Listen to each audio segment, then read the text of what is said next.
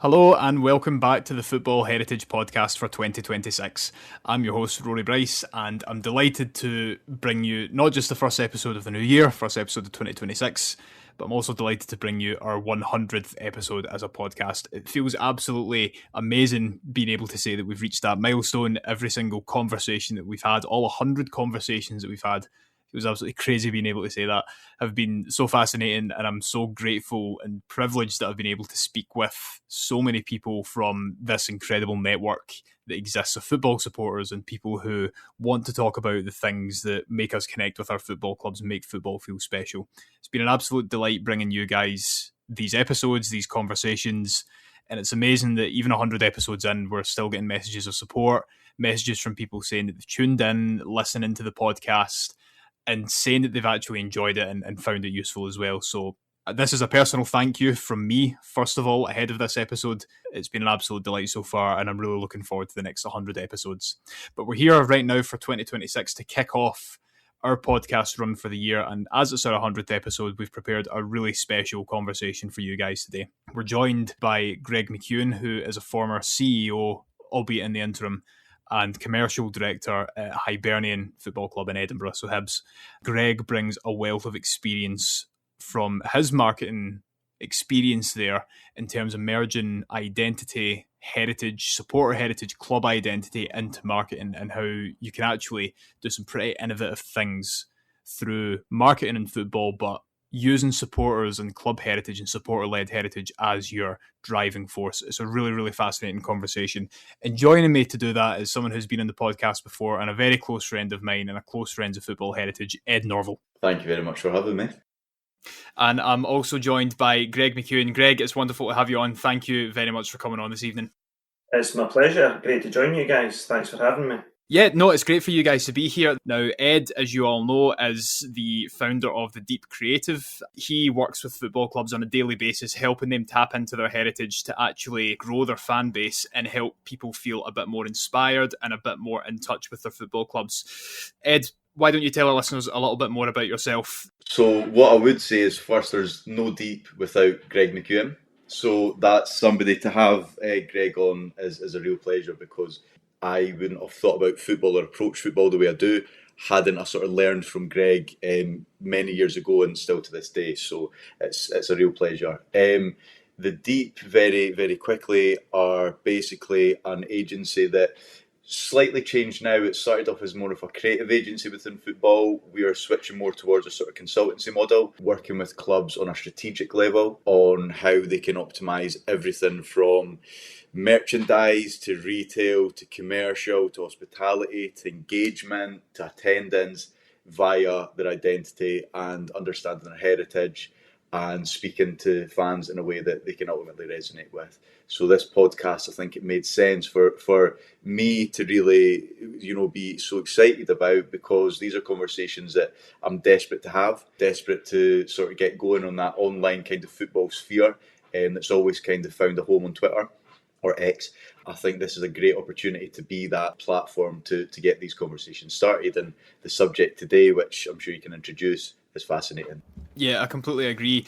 And this very much came about after you appeared on our episode late on in 2024, which was basically a kind of general discussion on football and identity and how brand kind of came into things. Greg, why don't you introduce yourself to our listeners? Sure, thanks very much again, Rory, and thanks for the kind words, Ed. I think I can remember our very first conversation when we were introduced by our mutual connection, Greg Mailer, way back, and just resonate with everything that you stand for and what you've built with the Deep. But in terms of myself, I am the founder of McEwan Marketing Group. I offer consultancy quite similar to the Deep across a breadth of sport and other sectors. Currently working in the higher education sector with the University of Edinburgh, trying to help them modernise the traditions of the academic world from a sporting perspective, as well as working across like the communications sector, events, businesses and various others, and also doing a spell with St Johnstone, trying to help them with their new ownership and trying to commercialise different areas that maybe I haven't thought about in the past, and growing that brand. And again, I think we'll cover a fair few areas of that in the conversation over the next few minutes. But my background, I spent 16 years agency side in sports marketing, worked for brands like Coca-Cola, worked on Olympics, seconded into the Olympic torch relay to manage that in Scotland, worked on Commonwealth Games, World Cups, taken apart from an entertainment perspective back in the day, and then made the move to the R&A, worked on the Open Championship for 3 years at a time where they were modernising the traditions of golf and trying to break away from that tag of male, pale and stale at the time, and I think it's done that quite successfully. It's really now one of the world's best events rather than just best sporting events, so that was great. And then latterly, my last full-time gig before I set up McEwan Marketing Group was at Hibernian, where I went in there as the head of marketing and brand partnerships. I spent 9 months as the interim CEO and finally a year as the commercial director, where I was responsible for all club-controlled income. So what we're going to talk about is very much part of the challenge of trying to find new ways of revenue growth and engagement, fan engagement, and trying to modernise whilst maintaining your place as the culture of the club. Yeah, it certainly is. And everything that you said there is really, really interesting, particularly from a heritage perspective. You know, when people think about heritage related to football clubs, they often think of like these dusty old heritage collections, volunteers, damp rooms. But what a lot of people don't actually understand is that heritage is a very modern thing. It can be a very modern thing. And you kind of need to look a wee bit past this whole idea of everything being really old. And I suppose part of what you do is actually putting that into practice in terms of modernising and actually trying to grow clubs commercially while sticking to their roots, which is a challenge and is actually something that is diametrically opposed. It's, you know, it's almost kind of like taboo mentioning those things in the same subject because a lot of people don't think they go together. So the first thing I'd actually like to ask you, Greg, just to kick things off, could you actually share with us an example of a time when the commercial objectives and club values and club identity aligned and what made that a success? Of course, I think one of the best examples I can give is when I first started at Hibernian, and it would be around about the time that Edd and I first started having conversations. The club in Edinburgh terms were always thought of as being the small club. I've never ever accepted being second best. I used to compete in sport. I was always hungry to succeed, and I've never ever wanted to be a follower. So one of the things for me was that I never wanted to go into a football club and just do the same as what everybody else does. I wanted us to be different. So I was very fortunate that the late Ron Gordon had ambitions and wanted to do things differently. So that was a big appeal for me.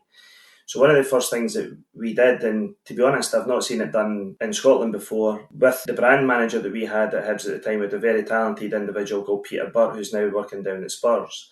And we used to sit and have conversations, and we came up with a campaign that was, "This is our city." It was from a place of giving our fans something to be proud about, to stick their chests out and be proud to be a Hibs supporter. But not just that, but it was to bring the commercial aspects of the club together so that they knew what we stood for and what our ambitions were. And we actually ran that all the way through season ticket campaigns, hospitality campaigns, but right through to the kit.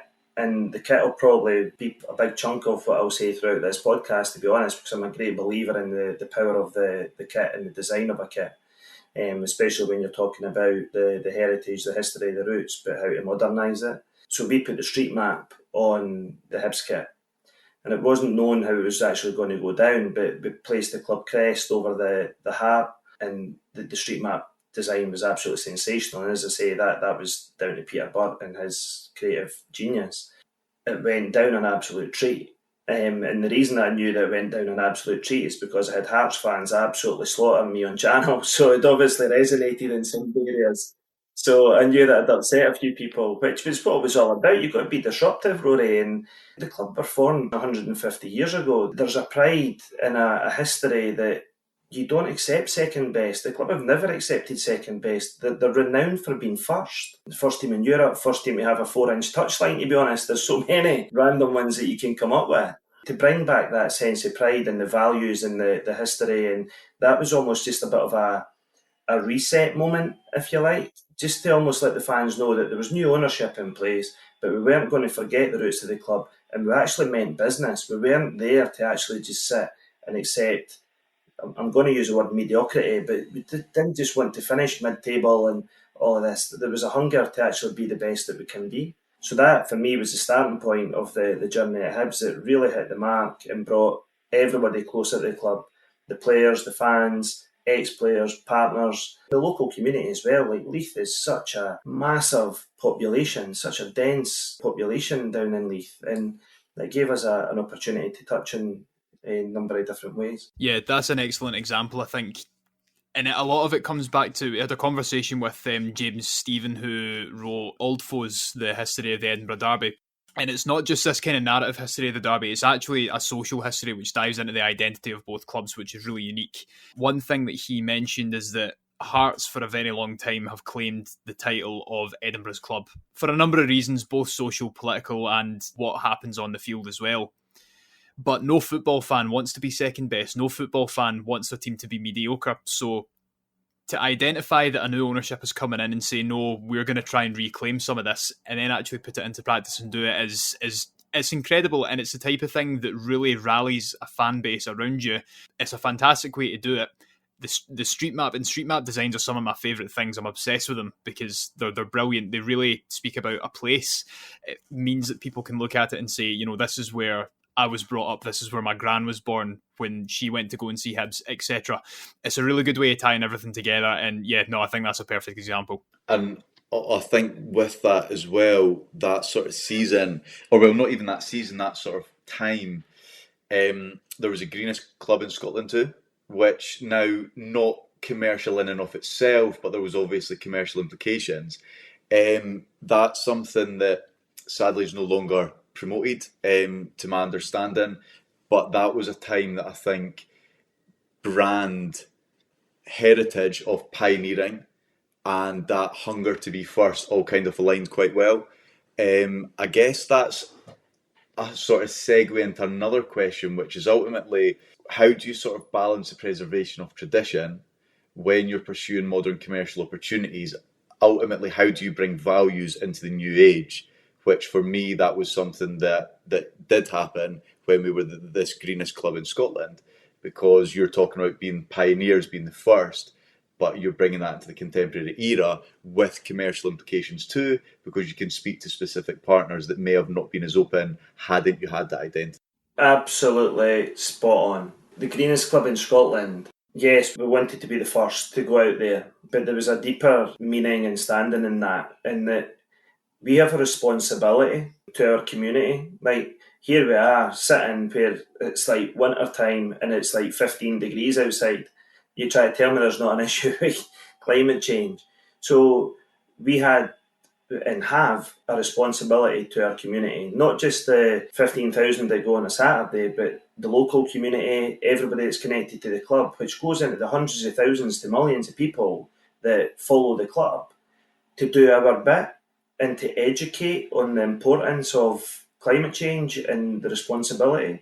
So things that we done around about the club, like working on the packaging and the kiosks, looking to harvest rainwater, the solar panels on the roof of the East Stand, kits being from recyclable materials, like LED motion lights so that you're switching the lights on, rather than switching them on and off and somebody leaving the lights on in the toilets and things like this. Like that was always part of the plan. And at the time that we went out it, we were ranked third in the UK, if my memory serves me correctly, at the time that we did it.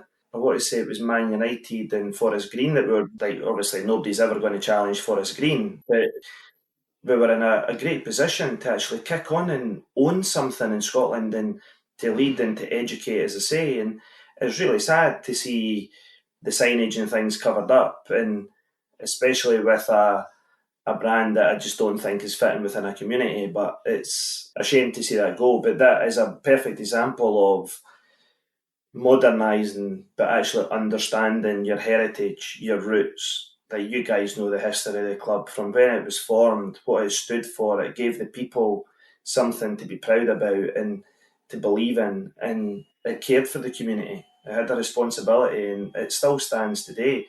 Like Ed, you and I had a number of conversations during my time at the club, but I always just referred to myself as a custodian of the club. And I always looked at doing the job as best I could and hoping that I'd raise the levels. Somebody then comes in and keeps taking it forward.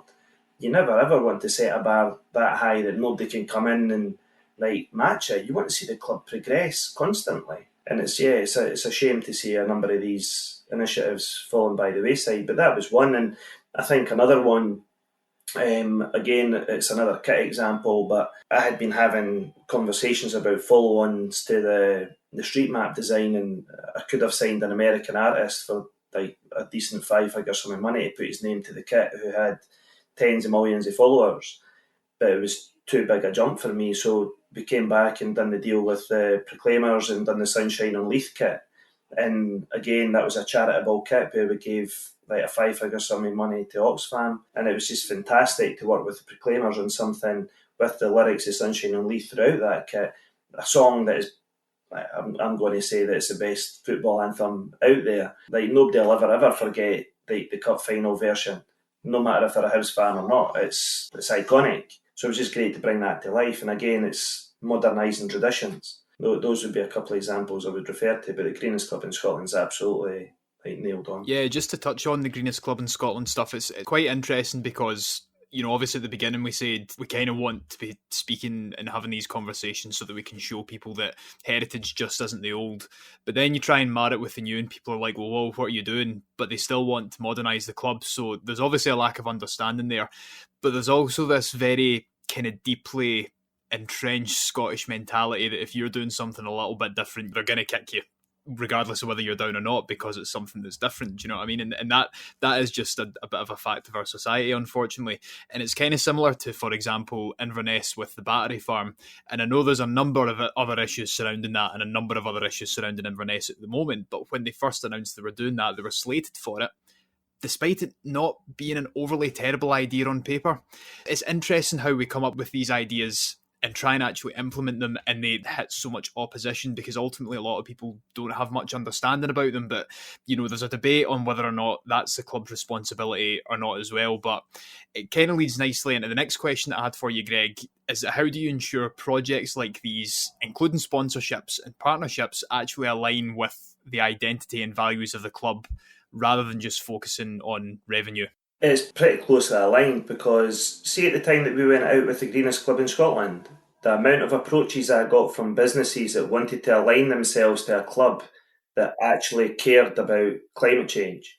We had Tesla approach us. It opened doors that you would never have had opened until that message was put out there.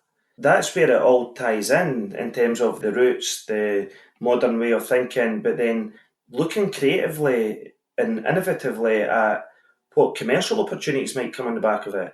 Like the Amsterdam Arena, I'm pretty sure it's reused Nissan batteries that they put in the roof of the Amsterdam Arena. I think it was the Nissan Leaf. It was like a promotional thing at the start, but now they generate so much power. It actually also powers like the adjacent neighbourhoods. It's incredible. Yeah, and ultimately I was aiming to try and do something similar. Like, it was never ever going to be easy, but if you aim for it, then at least you're giving it a shot. But like some of the brand conversations that were coming on the back of it, as I say, they were proper door openers on the back of the sustainability message. But ultimately, how you ensure that the sponsorship and partnerships align with identity is that you just need to have the clear values that the club have always had. You can't complicate it. Don't over-communicate or over-complicate what you're trying to be. Like, just keep very simplistic values, live by them. Make sure that everybody, whether it's a cleaner in the stadium, a kiosk worker, or your star striker, like, everybody has to live by the values, and it should all be the same values. It shouldn't be different ones for different people. And the fans are included in that, and that'll end up helping with behavioural issues that you have and various other things. But then it allows brands to see who you are, and if they want to align with you, that allows you to see what brands fit with your values and how you can make the approaches. Commercials are an interesting one because there's not a fixed ceiling, but it's not far off. In terms of what you can generate through commercial partnerships. You only have so many LED minutes, you only have so many match sponsorships, you only have so many partnerships that you can actually create. There will become a time where you can't satisfy them all. So you need to get innovative and creative whilst maintaining these values and what your mission is, and making sure that you are telling the story properly to entice these brands to partner with you. And see if you do it right. They'll be with you for the long term. You won't have to go back to the well every year, which a lot of clubs in Scotland do. It's year-on-year deals, just taking the money here and there because we need to get the money in to buy a player. that's where sometimes values get forgotten about. Your values are actually a lot stronger if you say no, if they don't fit with who you are. Mate, I think that's totally spot on, and that values, that's something, when we've worked with clubs with the deep, it's very much your values are there, but they only mean anything if ultimately everyone abides by them, or else, a value like equality can sound very abstract, wishy-washy. Everyone says, I want to be this, we want to promote this, but if you live by that, ultimately, if you give people equal opportunities, you can do that by investing in a good academy system. You could do that by integrating local businesses as match day vendors. You're giving people these opportunities to thrive. And again, that's additional ways to sort of align values with your identity. And ideally, these values are derived from the club's heritage. Football clubs aren't new brands, as it were. These have been around, Hibs 150 years, Hearts 150. Rangers were the year before, I think, or a couple of years before that. So they've just got, an unbelievable depth of heritage that ultimately it's just there to tap into. And as you say, Greg, I think if you keep it crystal clear, it just makes it easy for everyone. Values, again, they should be recognisable from the outside. Tesla, you said, you recognise what Tesla is. It's innovation. It's exciting. It's a bit experimental, but it's clean. There's various things that if you ask 100 people, most people would probably say similar things. That's identity. When everyone says a different thing and no one can answer it, then it's not an identity or values. It's just your associations. Yeah. Some of the biggest brands in the world, your Coca-Colas, your Nikes, your Apples, but even from a sporting sense, one of the brands that I always look at is the All Blacks. An absolute clear culture with values in a pretty small nation, but by Jove, did they not half live by their values and like their culture, and look at how that affects them. What a story. It's a fantastic example. I like the sweep the shed kind of thing. It's just that humbleness. It's what you do if you get your identity right. For me, it's you stack the odds in your favour of things being successful and resonating, but you also can punch well above your weight. And as you're saying, you nailed that or crystallised that identity within Hibernian, the sustainability in the green, and then you got approaches from businesses ultimately you probably wouldn't have imagined. A lot of those anyway. Or you could have imagined, but you'd be hungry chasing them. But these are brands coming to you because you think, I like that. And you see that, I think, increasingly in football, just not widespread. There's just examples here and there every season the club's doing it right. I think with identity, what's interesting is that fans co-create an identity. This is something that fans play a huge role in shaping. So I think one thing that's quite interesting for me and in your experience, Greg, do you feel that fans play an active role in how you engage with sort of commercial things, whether that's a commercial strategy, whether that's just how you communicate certain things? Because again, there's certainly some partners can come in who their story actually does align with the clubs, but they just don't communicate that well, so nobody really knows. What sort of role do fans play in this? Because ultimately they're the lifeblood of the club. Oh, totally. The fans are the life and soul of a football club. The fans will be there far longer than any member of staff or player. The old saying, football's nothing without fans, and it's absolutely true. I think fans, you absolutely have to take them on the journey. I don't know if it's an active role or not, but where I think it ties in with the previous question is that the fans are your brand ambassadors who are living your values on a daily basis and then coming along on a Saturday or a Tuesday or whenever the games are. But if you are open, transparent and communicate in the right way, you will have tens of thousands, hundreds of thousands of brand ambassadors who will go about with your colours on and tell your story. And that was why, again, going back to what I said earlier, you want to bring the fans as close as you possibly can, because then that'll help. It'll help in a number of different ways. One, it'll help the players, because if there's a connection there, they're almost given an air of forgiveness if they're not getting the results on a Saturday, because they know what they stand for, they know that they're giving everything. But if there's a disconnect, that's a horrible place to be. And I know that I mentioned the All Blacks, but another one from a footballing sense I always looked up to was like the Borussia Dortmund.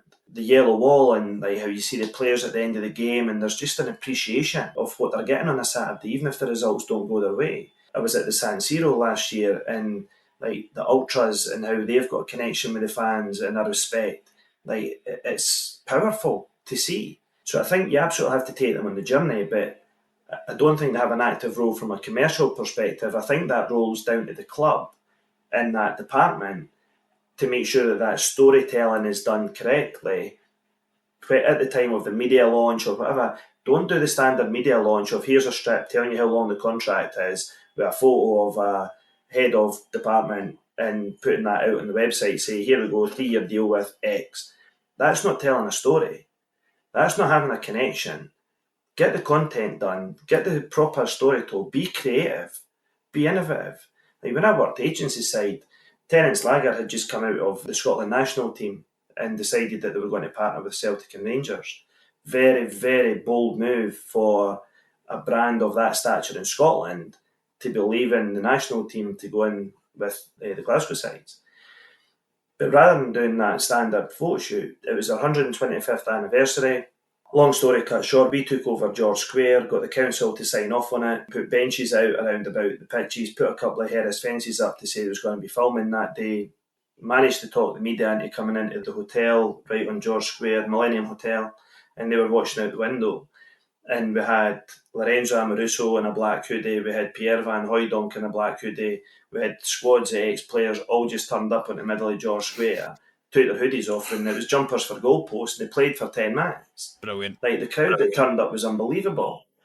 Like, we had an actress cutting across the pitch with a tartan shopping trolley, and Big Lorenzo stopping the game to walk them across, and then like we stunted that we had Willie Young dressed as a traffic warden to stop the game. But but that was creative thinking. That piece of work actually won multiple awards because the media coverage that got was through the roof. We could have brought Glasgow to a standstill, but we couldn't play any longer than 10 minutes, or else we'd have had to have paid to shut the roads and things like that. But that's just a little example about how think outside the box. Don't do these standard things. Tell the stories. Tell the fans why they're a perfect fit for their club and how it's going to help them. And it's not just a discount for this or a discount for that. Just how it's going to help their club and how it's going to help in a longer term play. As I said earlier, it's from a commercial standpoint, it was one of the first things I wanted to change at the club. It was a year-on-year search for a front of shirt, and I was like, nah, this cannot go on. Then we had the pandemic. We managed to get the thank you NHS message, which really from a brand perspective kicked us on. But then the return of a commercial partner in Utilita who shared our values, like a phenomenal partner of the club. They put in the hub into Leith. It was like a community centre. We put merchandise in there. They were going round doors handing out free tickets. We didn't even have to look at a contract because we shared in what we were trying to achieve.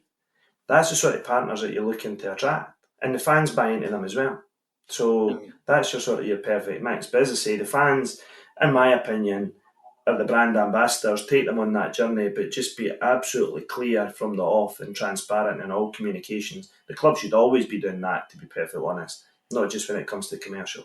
Yeah, that's exceptional. And it comes back to what you said at the very beginning. You want to be disruptive, but that doesn't necessarily, obviously there's a lot of negative connotations around disruption, but it's not necessarily a bad thing. It just means you're shaking things up a little bit.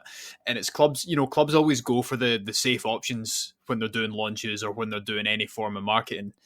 And there's a lot of stuff that they do that they just copy from other clubs and everyone sees it and it's the same. And it's a safe bet. But is that going to bring you closer to your fans? Probably not.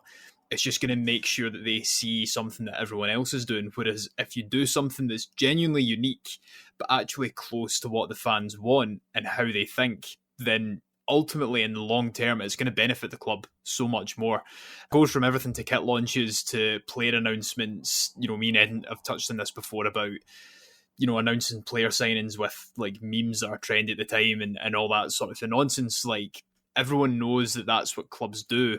But are you actually going to do something that's going to reach your fan base? You've given us some really good examples so far, Greg.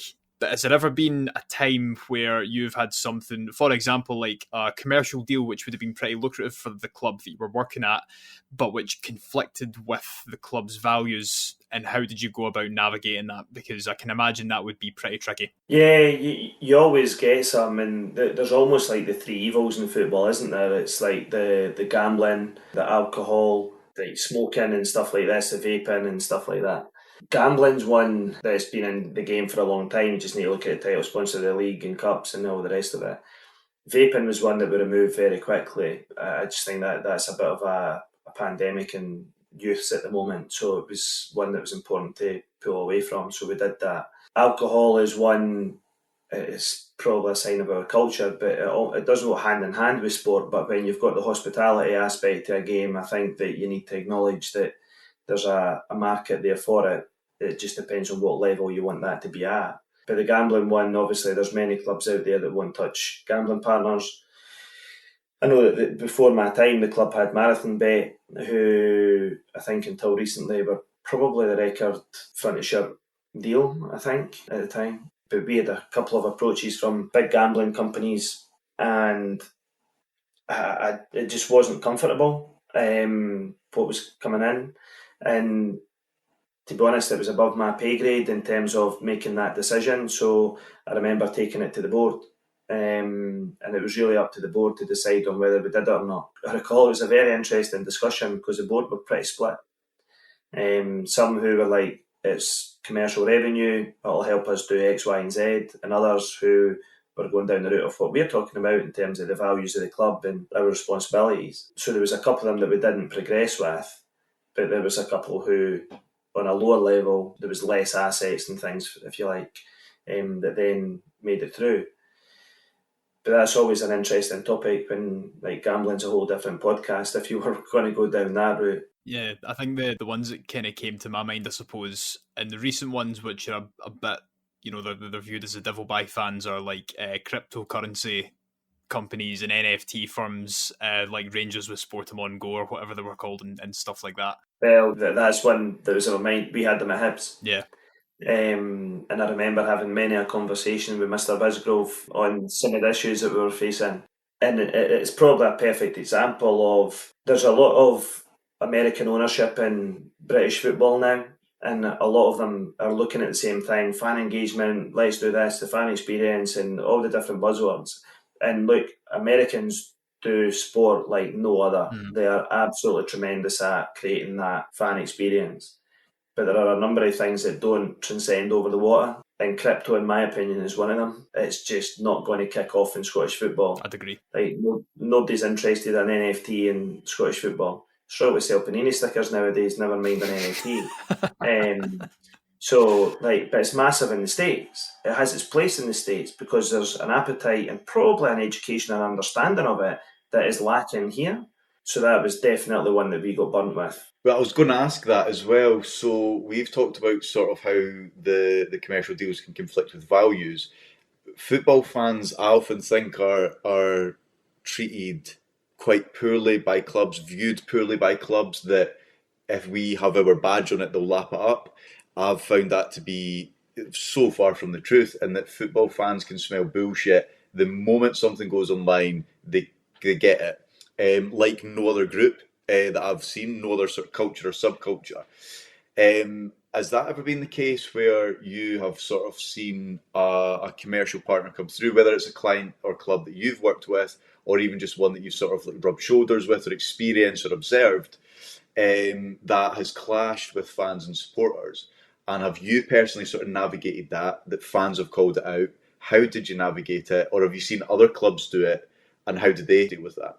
I think, again, just to follow on, like the one, I don't mind holding my hand up and having mistakes. Like, I've never shied away from, everybody makes mistakes, and I've always said that. In the Sportum on Go deal, like, it was a shocker, and it probably bit us. Not just us, there's 2 or 3 other clubs that were done with it as well, as you say. And not that we tried to pull the wool over the fans' eyes, because I'm always of a transparent nature. It was more test and learn. Do we think this is going to kick off? Do we think that this is going to be leading the way in Scottish football again, trying to be first? And it didn't work. It just simply didn't work. But you're right. You could find any product in the world, and some clubs are just like, stick a logo on it and fans will buy it.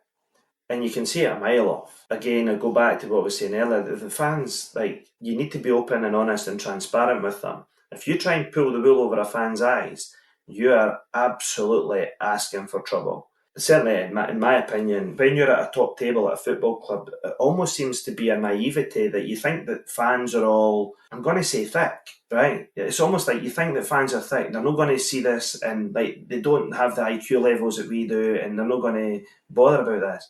It's just like absolutely mental. Some of the fans that I still speak to from my time at Hibs, they're some of the most intelligent guys that I've ever met. like high up in like big businesses. And I'm like, they're actually treating them like mugs. It's like, what are you doing? It's like, just be honest, and you'll get them on side, and you get a lot more benefit for it. Going to other clubs, I'm going to actually change sport, and it'll be interesting to get your guys' take on it. That when I grew up, I loved all sports, and still do. And one of the best events in the world that I always loved watching was the Olympics. I have a fear that the Olympics are on the cusp of becoming too commercial and losing what the Olympic movement is all about.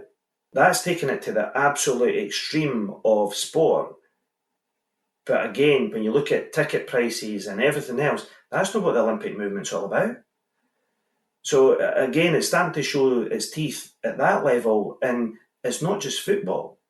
Like whether it's rugby or cycling or golf or whatever, but as a pinnacle of sport, I'm just like, whoa, it's starting to just get to that fine line now. I mean, I think that's when it's more important than ever to do the foundational work, which is what's your values, what's your identity. If you have any football club, say, that brings in really any partner that aligns, I don't think there's ever a fear of over-commercialisation, because it's just a part of your club and it works. But I think on the flip side, the sort of threat of over-commercialisation, certainly this is something that fans generally don't like. I think that is because it's quite a throwaway nature.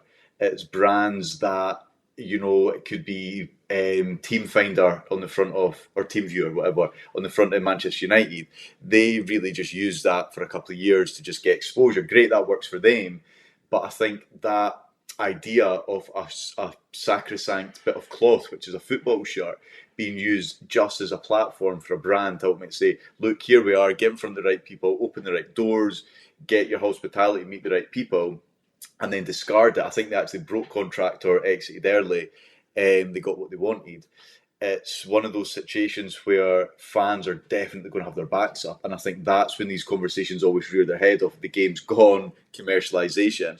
But it always comes back to, for me, if you get your values right, it doesn't matter how much you sell. If you've, you know, oh God, there's sponsors all over their socks now. Bose had a sponsor on their socks, but it was a local brewery from Dublin, and you could drink pints in it just over the road. Made total sense to have that. Put that wherever. Shorts, socks, doesn't matter. It's a part of their brand. And they're a brand or a club that, regardless of their politics, whatever you like or don't like about it, or the role of politics in football, they know their values. And I think that's why fans wouldn't accuse them, for example, of over-commercialising. Mm-hmm. Yeah. Celtic obviously just announced that they were going to renew their deal with Dafabet, right? And a lot of people have been asking for a long time that they actually just use the Celtic Foundation as their sponsor, because they've done that in some away games in Europe where gambling sponsors aren't allowed, and for other games at home around Christmas time and stuff like that. But a lot of people are kind of saying, well, Dafabet doesn't mean anything to us, but the Celtic support isn't necessarily anti-gambling. Like, for example, I think clubs like Dulwich Hamlet, which have a very distinct identity, the fan bases. But as you said, Greg, up here, gambling and alcohol kind of comes hand in hand with football, and there has been more noise over anti-gambling in football for quite a while, which I'm quite supportive of myself, but I think you're going to be hard-pressed to find a lot of people up here who will not take it seriously, but actually decide to get involved with it because they see they view just having a cheeky punt at the weekend as part of going to the game. But then people are saying, well, they've got the Magnus sponsor as well, which is, that is Celtic. And I'm like, well, it's not really. The only thing Celtic about it is that it's Irish. Now, Celtic's history is Irish and its heritage is Irish, but its place is in the East End of Glasgow. Magnus has nothing to do with the East End of Glasgow, and it's good, to be honest, nothing to do with Celtic. Do you know what I mean?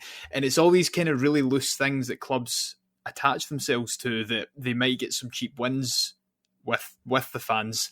And again, I'm not saying that fans are thick, fans are tuned into this kind of stuff, but there's sometimes these kind of things happen, these kind of deals take place that does actually pull the wool over their eyes, because at the end of the day, all it is a really good commercial deal with an alcohol firm. Do you know what I mean? Yeah, from a Celtic perspective, that would be a big ask to ask them to remove Dafabet and just put the Celtic the Celtic Foundation on, because it's a multi-million pound deal, so it's a load of revenue that you'd be losing there, like massively. But I know what you're saying, because like for years I've always seen the mock-ups of Celtic strips with like Guinness on the front, like trying to play to that I've seen all of those. Yeah. But yeah, the one that I found difficult was at Hibs, just 2 years after having "Thank You NHS" in the front of the shirt and then seeing Bevy on the front. Nothing against Bevy as a brand and what they do, like great product, like they do a great job at in the sector that they're in, but just the optics don't look great. To go from "Thank You NHS" to like the word "Bevy," and I just found that difficult. Again, going back to what you stand for as a club and your roots. Interestingly as well, that touches on another example of their local brand. So there's actually a quite compelling story there. It wasn't told, and then it was missed. Ultimately, I think if you did tell the story of local entrepreneur who's built a business, etc., that's very compelling for Hibs, and the identity of a first, a pioneer, grit, determination, industriousness, which Leith was once a hub of. Perseverance. Yeah. Perseverance, exactly, against all odds, which is what every entrepreneur ultimately does. One interesting thing you'd mentioned earlier was how good the American sport market is at doing these things.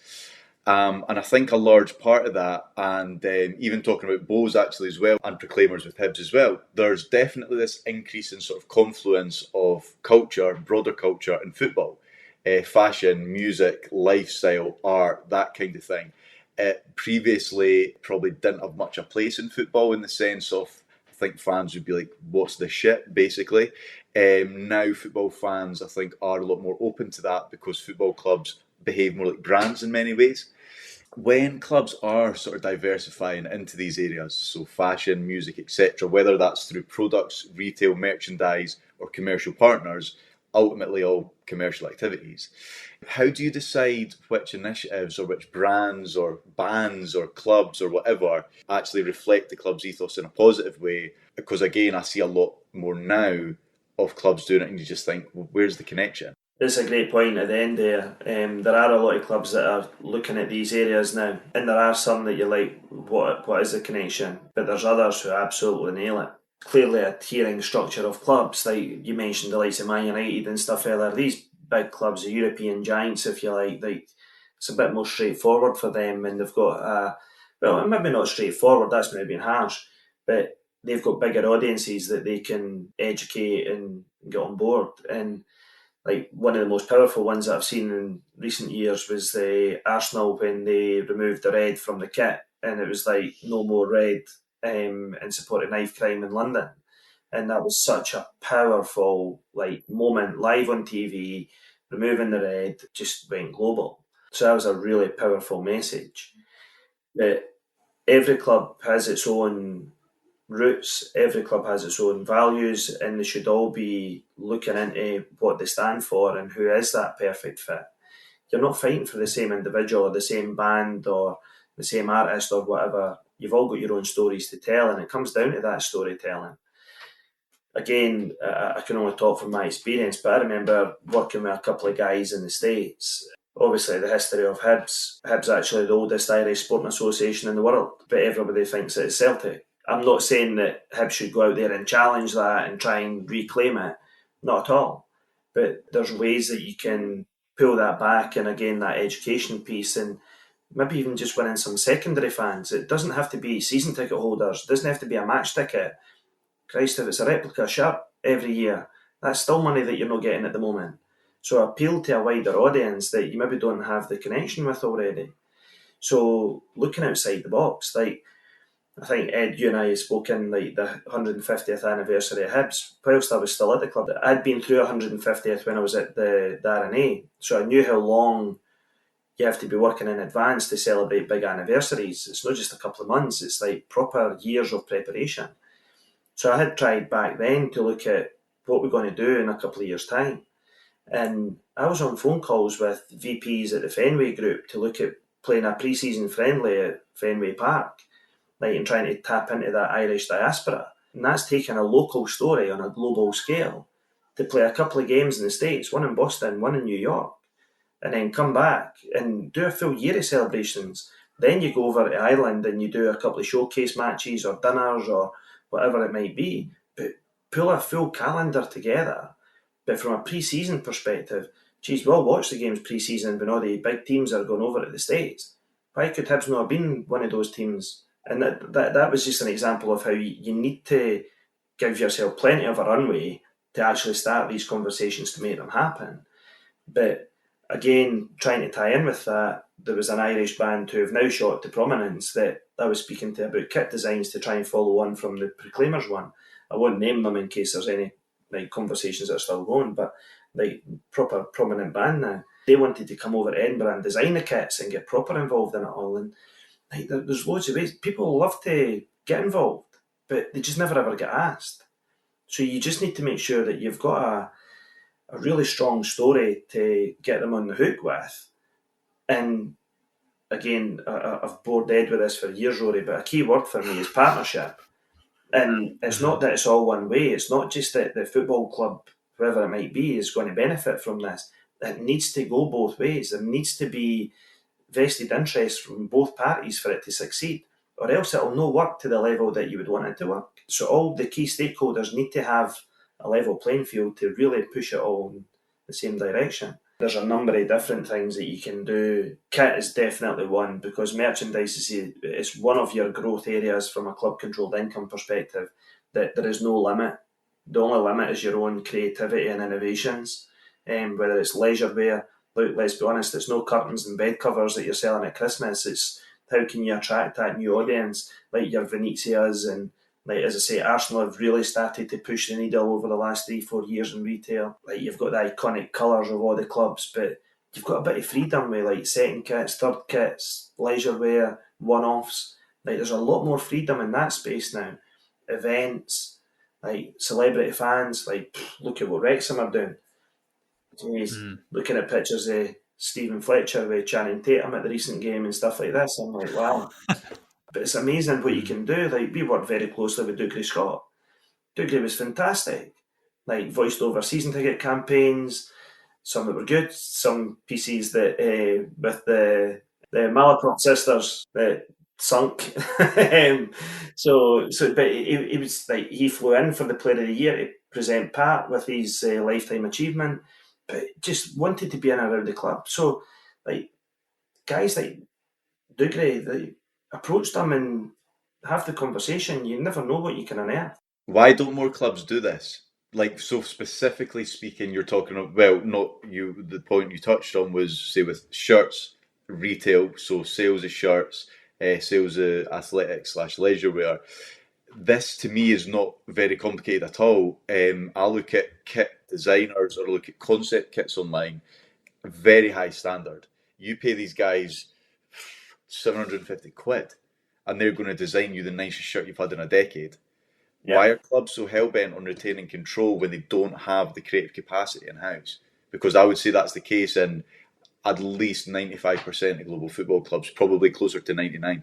Interesting that you say it's that high. It comes down to leadership, in my opinion.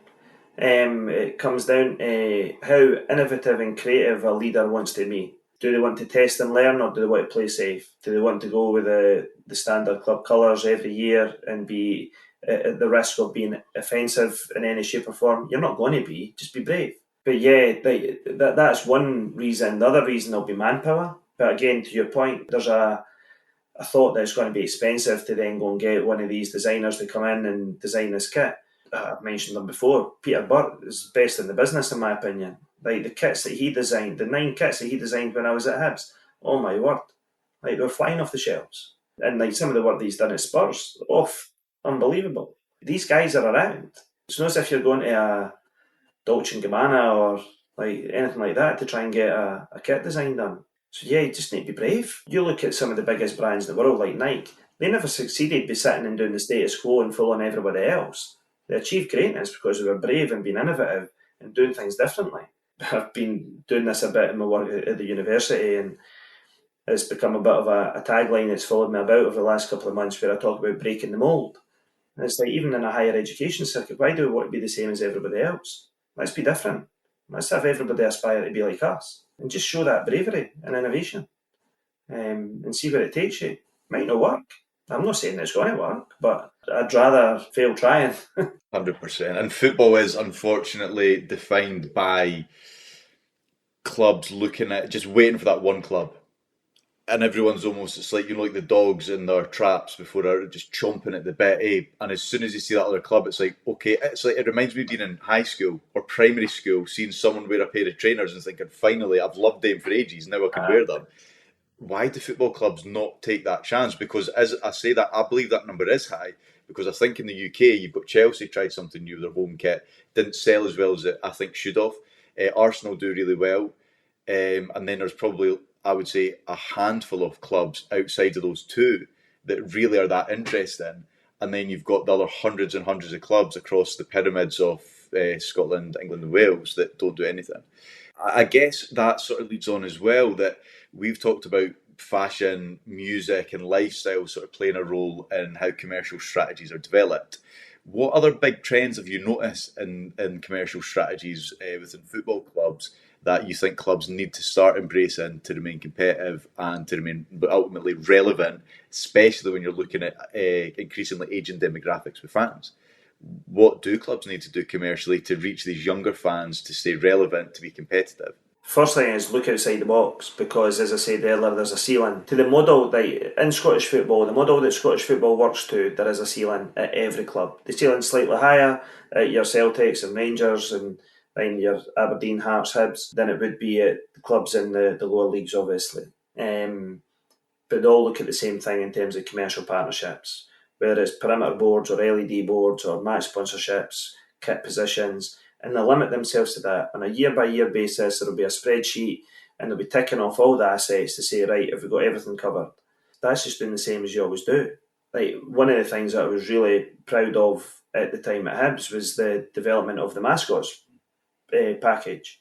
No margin in it, but it wasn't done as a commercial play. But what you were doing is you were creating a lifetime fan with the package. It's not just a case of turning up, there's a ticket, go and walk out with a player.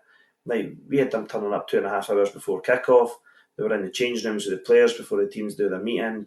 They're then up the stairs doing like quizzes and like kit designs and getting snacks and stuff. Then they do their own warm-up on the park at the same time as their heroes are in the park warming up. And it's like, that's something that they'll never ever forget. And that's a 7-8-year-old kid who, that's the absolute sweet spot that you want to be hitting as a club, because that's when they start to form the habits of a lifetime. So if you get them on the hook, then you've got them for life. Like, it's all about experiences. And I often talk about the evolution of a fan, again, no matter what club, but when you first start going to a game, whether it's with your mum, your dad, your granddad, any family member, you go there and you're looking about the stadium and you're in awe. On your first occasion, you're looking at like a singing section, then you're looking at like the people that are going with their suits and ties, and you're thinking, oh, I wonder what they do, and like you get a little bit nosy about who is everybody, and like it drives your intrigue. But that's the start of your journey as a football fan at that club, because there will be a time where you're like, I'm going to go and join that singing section. I'm at an age now where I want to be part of that. That would be in the heart of the atmosphere. Then you'll then get to a stage where you're a young professional and you're like, I actually want to be the match ball sponsor today. I want to give a bit back to the club. I want to go and sit in hospitality and have a sense of pride. Then if your business takes off, you're going to be a sponsor and see your brand going around the LED boards. That's why those early touch points are so important, whether it's a kids club, a mascot, or whatever it might be. And I think there's some clubs who now have an ageing demographic, not just in Scotland, but Scotland and England, an ageing demographic because they've forgotten about those kids' products. And rather than chasing those kids' products, they need to miss a couple of generations and go and restart. So over the next 2 or 3 years, they need to accept that this is what it's going to be. But if we start planning in here, this is then going to give this. Then you invest in your facilities, make yourself the hub of the community, not just on a Saturday. So what you're doing on a Monday, a Tuesday, a Wednesday, a Thursday, where's your kids' clubs? Like, how are you involving all of these people? Can you do anything around the training grounds? Like, we talk about retail, that's a massive opportunity. Yeah, for me it's experiences, because your commercial partnerships are limited and then you really need to be on the money to deliver on all of those as well, or else they're going to be short-lived. That's a really good example as well, Greg. I think one of my favourite ones that's kind of been sticking in my mind over the last couple of questions that we've actually asked you was, and it's different because not every club has this, and this is a luxury, but West Ham, when they were sponsored by like Doc Martens, and then when they had like Cockney Rejects playing, those kind of partnerships for West Ham make sense, regardless of whether or not the club see themselves as still being that sort of entrenched within skinhead culture in the London punk scene and the oi scene and things like that. Obviously, the entire fan base isn't going to be, and now they're very much like every other Premier League club where they've had to kind of globalise and expand a little bit. But that at the time made sense, and it's an intangible thing, but everyone knew that it was successful because it made sense and it tied in with how people perceived West Ham and what their fans liked. So obviously, you can tally up success by how much money you've got, but how would you measure the success of a commercial initiative like that, like a partnership or a farewell concert experience like you've just mentioned, beyond just the financial gain? What kind of metrics would capture that alignment with club values that showed you that it was successful? I have one very straightforward one, but before I get to that, I think each commercial partner will be slightly different in terms of what they want out of a deal. So they'll all have their little nuances in terms of what they want to deliver on the back of it. And that's why, again, you go back to the partnership approach. You only give them assets that they actually need to hit their KPIs. Then that's the way it should. It shouldn't be an off-the-shelf product. It should be an absolutely fully bespoke. Give them the assets that they need. Don't give them anything that's not going to be of use to them, or else you're actually losing money because you're giving them assets you could sell elsewhere. The key metric for me is the longevity of the deal. Because see, if there's length to it, it's working. If it's only a year or 2 years and they're tapping out, it's because you're not servicing it properly. It's because that partnership isn't working for some reason. It could be a fault on either end. But that's why, like you were mentioning your own club earlier, Daffabet, does that take up to 10 years or something? Like, I know the guys at Daffabet and at Celtic, and like it's been a great partnership. Whether it fits the values or not, the partnership works. It's had that longevity. You don't see many partners come and go at Celtic. So they hit the money in terms of delivering against what they're getting asked to deliver on. There's a few of the bigger clubs that doesn't really change either down south. It's simple for me is that longevity, because that proves to me that the partnership works.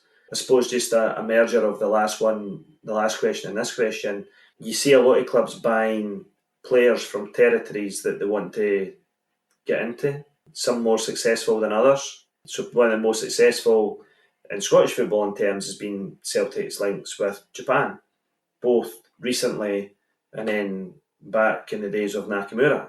Like, worked tremendously well. Less so with Rafael back in the day, which didn't really work out in terms of getting the Brazilian market. Juninho was better, but Rafael wasn't.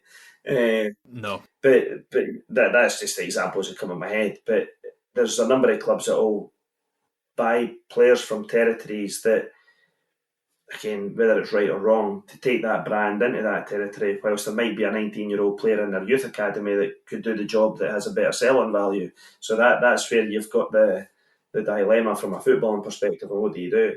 Is it all about bringing through the youth, or is it trying to get commercially into a different audience? That's very interesting, Greg, because that is a trend I have noticed like ramping up massively over the last 3 or 4 years, probably not even. Spurs have sort of done that. I know Celtic are a great example. It's smart business. It's, I guess, how does that sort of... Well, I say Spurs, but I suppose they just had the power of ultimately one player in Son to really hit that market. He just encapsulated, embodied South Korean values ultimately. It was shy, humble, cute celebration, even though he was, Jesus, putting a few ruthless challenges that's kind of gone against that sort of identity that he has. But this is something that more clubs are doing, and I think it is interesting, and I think it'd be interesting that how do they do this, maybe not on the playing side, but commercially, i.e. is it partners, like, as you say, Celtic with Guinness, always been a fascinating and obvious example, as it were. And I guess that then leads on to, we've talked about, well, Spurs there, Hibs, etc. So what would you say if you were advising a club that's maybe, say in Scotland, it's not Hibs, Hearts, Aberdeen, Celtic or Rangers, you know that, and again, I know they're not, right now, certainly they're not the big five, but traditionally, roughly the big five. clubs sort of below that, would you offer them any advice, basically commercially, that would enable them to grow but also amplify their brand or stay true to their roots or expand their audience? What would you sort of suggest to clubs in that context? Sorry to just quickly jump in, but I think one of the interesting examples has been Dundee partnering with Monterrey in Mexico. And I think a lot of it is down to how the players perform in terms of how successful these partnerships turn out. Obviously, Celtic and their Japanese connection has been very successful. Hearts also tried the same to much less success. No, that's a great point. I think, obviously, on the advice question, Ed, obviously at the moment I'm doing work with St Johnstone, who probably fall into that category. So actively working with them on how to grow their commercials on the back of new ownership. What is the story that we're trying to tell? How do we look at the demographic of the fan base? So the starting point for any club is understanding your audience, so understanding your fans, understanding the various different demographics, understanding the touch points that you have with them, understanding the customer journey, the fan journey in all areas of the club. Then looking at what opportunities you have around about the stadium, the footprint, the training grounds, the local area, like what's the disposable income like in the surrounding areas, what's the catchment, what businesses fall into these catchments. So that's all the basic analysis that you'll do with the guys at the Deep, with any club that you're speaking to. That's just the business as usual piece that you would do, is setting the foundations. Then you look at all the products that you have. Do you have the right products? Are they wrong products? Are they priced correctly? Are we marketing them in the right way? But the overarching areas and the themes for me is trying to find out who they want to be. So as a brand, we understand who you are and how you are founded, but who do you want to be? How are you going to evolve and modernise that positioning for the modern day? So you have to have a long piece of work on understanding who they want to be, what the values are, what the mission statement is. Then you can start to bring areas of that to life and take some of the fans on that journey by having your focus groups and things like that. I struggle to work with any club that just wants to do what another club does. Like, just be the best version of yourself. Don't worry about what noisy neighbours might be doing or what other clubs are doing. Even commercially, like you see it a lot in Scottish football, that a club will announce a sponsor, and I could bet my bottom dollar that all the other commercial managers are straight onto LinkedIn trying to connect with the brand manager of that brand and trying to sell their club to them to see if they're interested in doing a secondary deal. It's just be yourself. And as I say, just don't be a sheep, don't follow. Like, try and be innovative, try and be creative, think outside the box. Look at your fan base, look at your connections, who you might be able to reach out to. I've seen a couple of interesting ones, one being St Johnstone, the other one Dundee United with the Third Kits, where Dundee United celebrated the gaming heritage of Dundee. Bold, brave. It'll be interesting to see what their sales are, but personally I like the way that they rolled it out. And then you had St Johnstone, who done the connection with the local designer who designed the dress that Taylor Swift had bought. So obviously topical, sales have been going well. But again, it's a way to trying to target a different demographic. Like, telling stories and having connections. So there are hints of it happening in Scottish football, and I do think that over the last 5 to 10 years there's been more innovations coming into the game. Unfortunately, 2 or 3 of the individuals that showed real innovations have moved south of the border now, and the clubs down south are getting the benefit of their expertise. But there is talent there, and it's just trying to get that talent into clubs who are willing to be brave, bold, and to be different. That was a great example of the Dundee United gaming thing. I think it's an absolutely perfect example. Sales aside, which I hope things like this do well, but I also think it's just a great way to use football's audience as a platform to tie club to place, which is absolutely, inextricably linked. And also the gaming thing, because it's not, again, it's heritage, but that's the thing, right? Heritage isn't 150 years old. Heritage is a year old. Heritage is what you do now that will be inherited. That's where the word comes from. That gaming culture or gaming industry that's in Dundee is super, super important to Dundee. Dundee has changed drastically over the last decade, largely because of that. Perception that Dundee has changed too. And I think doing a shirt like that, that is when you see a perfect alignment, values, identity, and commercial. It's a great example. Definitely. I think the one that's it's a bit weird because you obviously had that Aberdeen Northern Lights kit, the third kit as well. But as I felt that they were clutching at straws just ever so slightly. It was just, kind of slightly wide of the mark, but the intention was there. And what I enjoyed about it was that they took this design that other clubs had kind of implemented versions of it, but they put their own local spin on it. So again, the intention was there, but for me, it just missed because it was a design that had already kind of been used and it wasn't really unique. Do you know what I mean? But again, I'm not from Aberdeen, so, This is what I love, and it's probably a great way to end all of this, right? Football is full of opinions, right? It is a game that is absolutely full to the brim of opinions. Like, we all work in football, somebody will tell you, geez, that was it. Like, so if I was at Hibs and then I take my kids to the football the next day, what a shocker of a result that was the other day. Like, why did that happen? Like, if my mate's a plumber and I go into their house and they've got a leaky tap, I'm not going to start questioning him and say, who done your taps, mate? That's a shocker, right? But in football, people feel as though they have the right to be critical and to have an opinion on what happens throughout the game. That's just the sport. That is what people buy into when they go into it, right? But it's interesting, and the reason I'm saying that is because that Northern Lights kit, from a marketing perspective, you're not the demographic that they're selling to. You're a Celtic fan, right? And I only know this because I'm really friendly with Rob Wicks, who was the commercial director at Aberdeen, now the MD at P&G Live. And it was on another podcast where we were sitting talking about kit designs. That kit is their best-selling kit. Flew off the shelves. The guy that was sitting doing the podcast had one in the studio and he said, that's the first time I bought a kit in 10 years. Because it hit the spot for an Aberdeen fan or an Aberdonian or a secondary market. Their shirt sales just shot through the roof.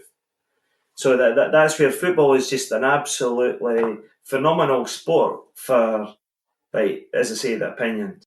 I remember when that launched, it just went huge. And I think Adidas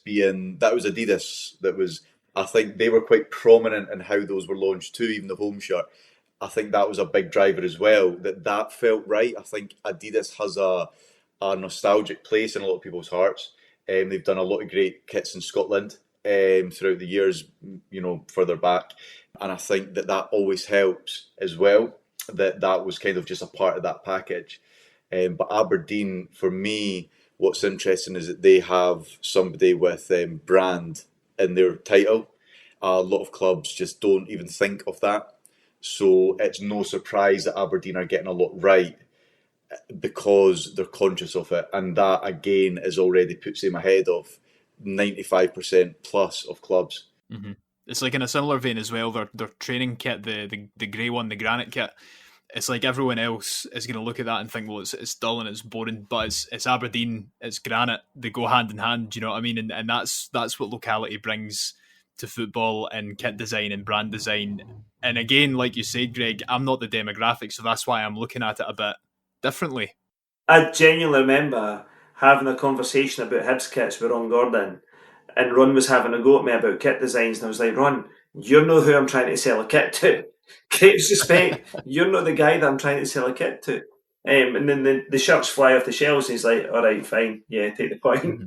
But yeah, it's just opinions. It's so true, though. Ed, Greg, thank you very much for joining me this evening to talk through all the things related to football identity and commercial growth, commercialism, commercial plans. Obviously, Greg, you've brought a wealth of experience to this episode and we're very grateful for you coming on. Is there anything you want to add just before we finish up for tonight? No, just thanks again for having me on. Really enjoyed the conversation. Could probably have talked all night long, to be perfectly honest. It's something that I'm passionate about, but yeah, just great to have the conversation.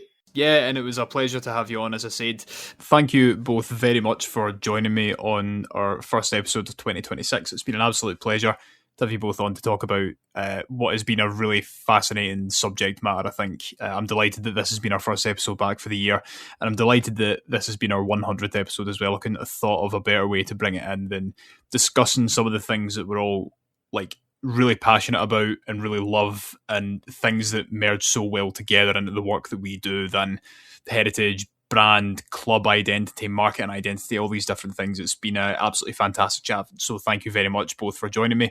To all of our listeners, thank you very much for tuning in for yet again another year of the Football Heritage Podcast. Thank you very much for supporting us as we've hit our 100th episode. It's been an absolute pleasure continuing to record these, meeting people, having conversations with some of the most interesting people within football and having these chats. Thank you very much for continuing to engage with and enjoy our content. It means the absolute world to us.